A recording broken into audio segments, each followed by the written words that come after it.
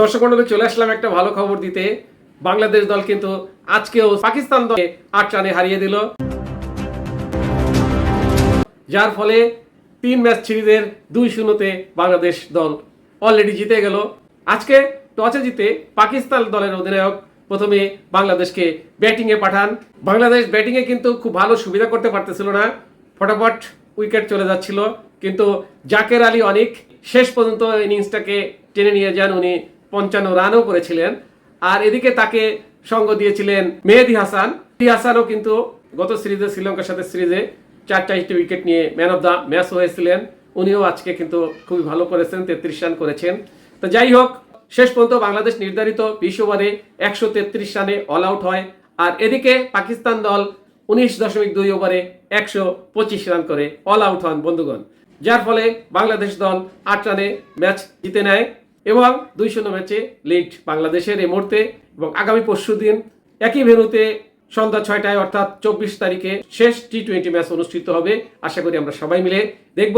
আর আমি আপনাদেরকে স্কোর কে কত করেছে জানিয়ে দিচ্ছি। মোহাম্মদ নাইম 7 বল খেলে 3 রান করেছেন।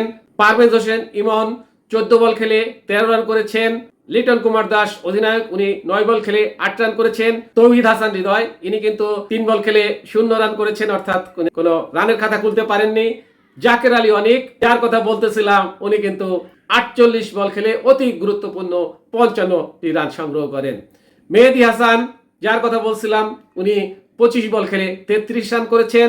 শামীম হোসেন 4 বল খেলে 1 রান করেছেন। তানজিব হোসেন সাকিব, উনি 4 বল খেলে 7 রান করেছেন। রিশাদ হোসেন, উনি 4 বল খেলে 8 রান করেছেন। সাইফুল ইসলাম 2 বল খেলে 1 রান করেছেন। আর মোস্তাফিজুর রহমান 0 রান করেছেন, কিন্তু কোনো বল খেলার সুযোগ পাননি। এদিকে পাকিস্তান দলের একমাত্র ব্যাটসম্যান উনি হলেন আশরাফ, 32 বল খেলে 51 রান করেছেন। আর তেমন কেউ রানের প্রতি সুবিচার করতে পারেননি।